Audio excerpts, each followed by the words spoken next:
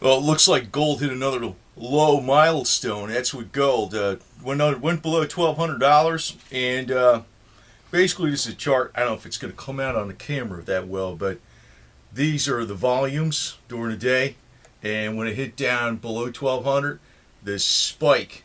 I mean, the volume just went right through the freaking roof, right here, as always, which seems to always be an electronic attack. And you heard it before a gazillion times. It's an electronic attack. Now, I noticed that the major media is really like, the gold bubble's over with and all this type of stuff. But it's not over with until the next major problem occurs. Governmental budgets and things that are going on, like in other words, the next time they argue over the budget or raising a debt ceiling, or if there's another crisis in Europe, gold. But I never liked gold, though. I'm a believer in silver, and as an alternative to gold, not just silver, palladium. Because you have to have those metals. See, I almost semi agree with Ben Bernanke in some ways with gold. I know it's been money forever and ever and ever, and you can't burn it, destroy it. It's better than paper, and it's always been recognized as money throughout the ages. But the thing is, most of it is not really used in industry. I just go back to simple 101 logic that if you have to have something for building materials or to actually make electronic components as part of its materials, like you would with silver, and the medical uses of silver, and in case of palladium, of course, it's a lot in the catalyst of cars, and of course, today with greenhouse gases, being a big political hot topic, they want to have catalyst as much as possible, even in vehicles that have not had them before. There's a bigger demand for palladium, and it's a very, very tiny supply, far tinier than gold. Also, if it wasn't for the major stockpiles of Russia, the cost of mining palladium is much more than gold. So, but it's been like that. It's been like that, and the price still isn't well over $1,000 yet. But I expect it to be that way at one point in time. Now, a word to the warning that in the future, see, right now it's like Asia, basically China and India, are buying gold, and the central banks are buying gold. The ones that are dumping it is the basically the average middle class that has some type of wealth that's being advised so by their investment managers.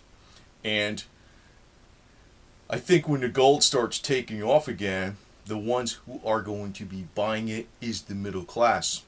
So I'm going to say this against gold right now, not that it's bad now, but I'm going to say this right here as a future warning. The ones that are going to get ripped off in gold later on will be the middle class.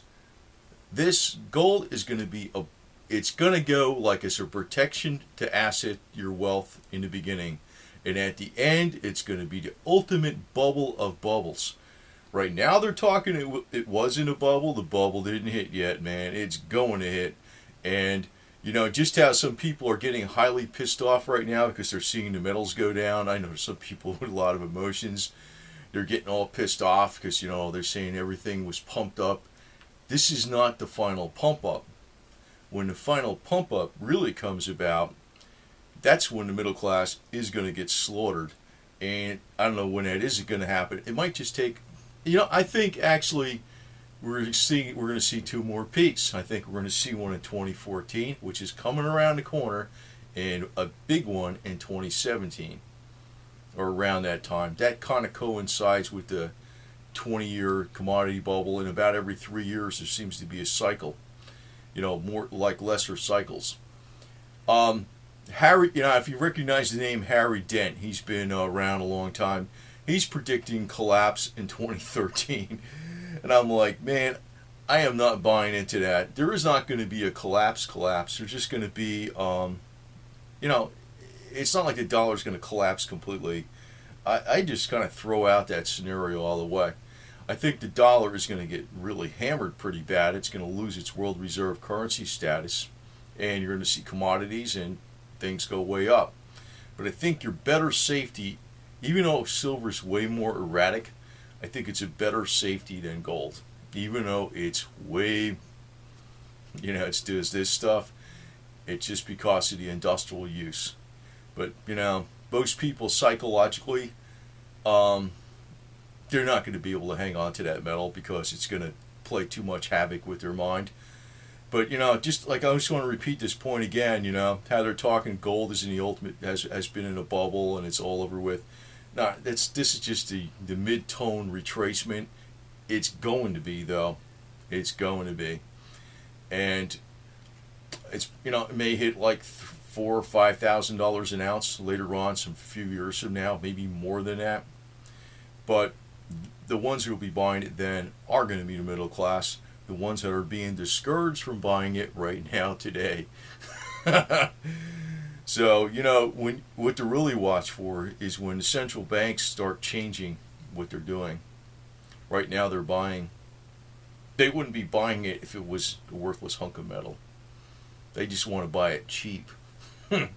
So we saw this really major spike in volume today. It just went right off the chart. The chart can just get bigger, but it was like, you see this little volume like this, and all of a sudden, right when it got slammed below 1200, wham, which I see as it was an attack, because then psychologically they can announce, oh, it went under 1200. See?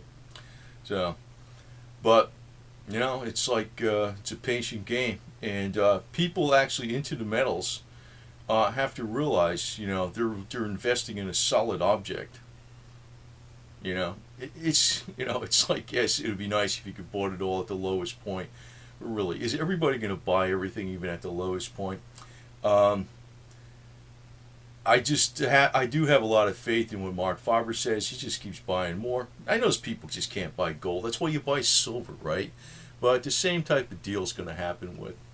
But just later on, when the metals really start hitting new highs, that's when it's going to be dangerous.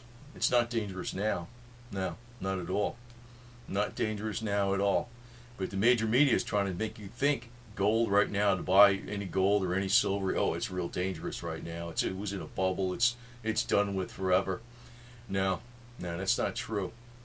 And just seeing how the campaign that comes out against this, they only mention things.